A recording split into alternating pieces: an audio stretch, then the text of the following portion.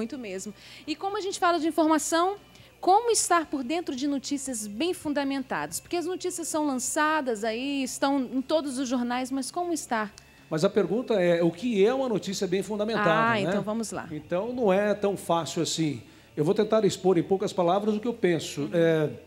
Eu acho que uma das prováveis chaves para se descobrir isso, eu diria, não é? É quando você assiste uma reportagem, por exemplo. Eu estou dizendo até de televisão, porque nós estamos na televisão. Assiste uma reportagem, por exemplo, e depois da reportagem ficam perguntas, ficam dúvidas, ou seja, perguntas para as quais ainda não houve uma resposta, ou está faltando alguma coisa, faltando resposta. A partir daí, você pode começar a tirar conclusões e analisar se aquilo foi bem fundamentado, se aquela notícia foi legal, se não está legal, está faltando alguma coisa. E quando ficam perguntas, é sinal de que algo ainda falta para te satisfazer, para te sustentar naquela questão de informação, naquela informação que está sendo dada, não é? Então, eu penso que a gente precisa avançar bastante, analisando as notícias, assistindo. Então, é difícil você perceber o que é uma notícia bem fundamentada. Se você fizer um acompanhamento diário do noticiário, né, rádio, televisão, jornais, revistas, para aprofundar ainda mais o tema, aí sim você vai começando a entender melhor essa dinâmica e vai fazendo perguntas. É o que Candice chama de, eu diria, ele usa a palavra desconfiômetro, mas ele fala dessa perspectiva que a gente tem que ter, é uma vigilância epistêmica, né? Duvidar um pouco das coisas, um pouco de ceticismo sim, para a gente poder entender essa realidade. O Reinaldo, em nosso Twitter do Revolução, Robson Landim, que é estudante de jornalismo, ele debateu com a gente a questão da manipulação do mass media. Como você percebe a manipulação da informação? Olha, é difícil perceber a manipulação da informação, é só acompanhando no dia a dia, porque muitas vezes a notícia é vista pelas pessoas como verdade, não é?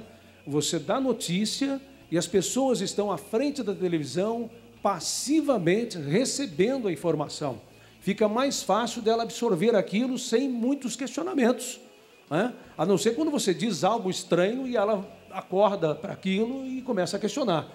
Mas essa questão da manipulação é uma coisa muito séria. A gente precisa prestar mais atenção naquilo que está sendo dito, fazer essa tal da vigilância epistêmica, ou seja, ter desconfiômetro, duvidar mesmo daquilo que está sendo dito e levantar a informação, buscar a informação. Então, eu acredito que manipulação existe, né? A manipulação existe sim. As pessoas, muitas vezes, elas não percebem isso, é preciso acompanhar. E aquele que quer vencer sem convencer, esse sem dúvida, considerado um manipulador, não é? Então, é preciso que a gente tenha cautela com as notícias, olhe com muito carinho para a gente poder depreender o melhor daquilo que está sendo dito e começar a questionar, sim. Eu acho que o questionamento é uma das grandes... É essencial, né? É uma das grandes oportunidades que a gente tem de poder olhar com mais senso crítico as informações que estão sendo passadas. Aqui. Mas a gente sabe, Reinaldo, que hoje também tem por trás de grandes emissoras, grandes redes de comunicação, uma certa perseguição à Igreja Católica. Você, como jornalista, percebe isso também? Olha, é perceptível, principalmente no tempo de caminhada que a gente está nos meios de comunicação. O que eu posso dizer é que, se você mergulhar um pouquinho em trechos da história da Igreja Católica, você vai ver história de perseguições, sim. Igreja perseguida, mas também que teve o seu momento difícil. João Paulo II o fez muito bem pedindo perdão, mas que também perseguiu, não é? E olhando hoje, com a democratização, eu diria, ou a redemocratização dos meios de comunicação, que ainda é uma busca, mas já existe com o advento da internet. Está aí Twitter, está aí blogs, sites, páginas eletrônicas, enfim, muito legal isso. Mas também se criaram grupos, comunidades, tribos, enfim, e cada um expressa com a liberdade que sente que deve expressar, aquilo que pensa, aquilo que acha que é, não é? E nessa nós nos deparamos na internet com grupos que se manifestam contrariamente às propostas e aos valores maravilhosos da Igreja Católica, não é? Lamentavelmente. Mas isso a gente acaba percebendo e também percebe na notícia. Às vezes por maldade, como o que enfrentamos aqui há alguns anos, não é? Com uma revista,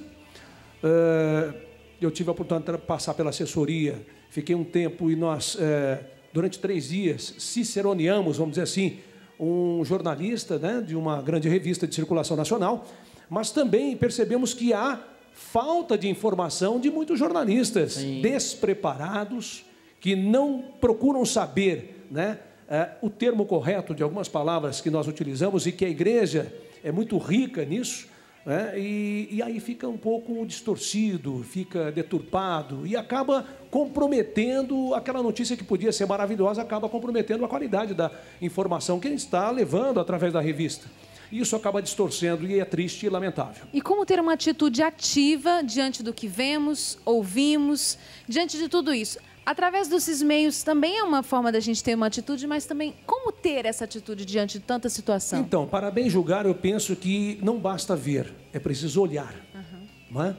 É preciso mergulhar no texto, naquilo que está sendo dito, naquilo que está sendo falado, pronunciado, noticiado, anunciado, divulgado, enfim, publicado. Não é? E não basta ouvir, é preciso ter prudência e escutar. Não é? E a partir daí, sim, buscar um entendimento melhor daquilo que está ouvindo, daquilo que está ou escutando, vamos dizer, e daquilo que está sendo dito, falado, e aquilo que a gente lê, para poder transformar isso. Então, eu acho que nós precisamos ter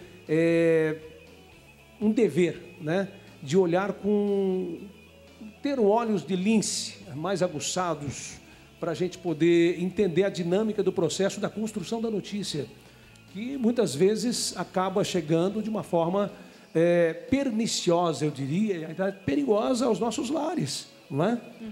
E quando a gente falar da igreja, em termos de notícia, e a gente prioriza muito isso, não é? A gente tem que ter esse cuidado também para que a boa notícia sobre aquilo que a igreja faz, tem as pastorais sociais, tem as pastorais carcerárias, enfim, várias pastorais que fazem trabalhos maravilhosos, levam vida e esperança, e muitas vezes também essa imagem é mal interpretada, as informações são mal interpretadas e passa uma imagem um pouco não tão positiva assim. O Supremo Tribunal, ele tirou essa realidade, né, da obrigatoriedade do curso superior de jornalismo. Assunto que você espinhoso, acha né? disso?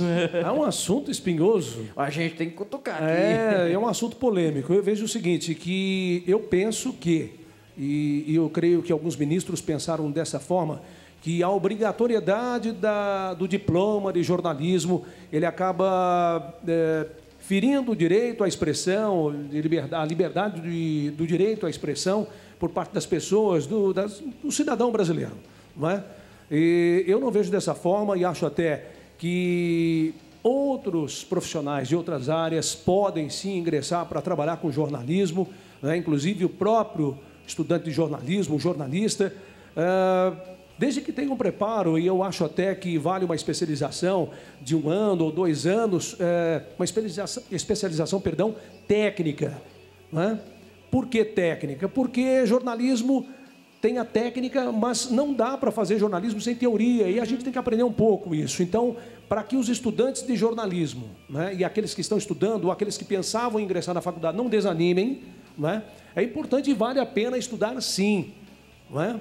Depois, faz um complemento com o lado humanístico, com mais profundidade, para entender melhor essa dinâmica, sociologia, filosofia, porque no jornalismo a gente estuda apenas a introdução, né, da sociologia, da psicologia social, enfim, da filosofia e outras disciplinas. Mas eu vejo que é preciso regulamentar, mas é preciso também que haja um instrumento de acompanhamento do exercício da profissão, para não ficar largado. Não é? Mas eu sou aberto a essas alterações, desde que seja uma alteração responsável. Ainda vai dar muita discussão, já está voltando o assunto à mesa de discussões novamente, e essa discussão, esse debate não é de hoje, já vem de longo tempo.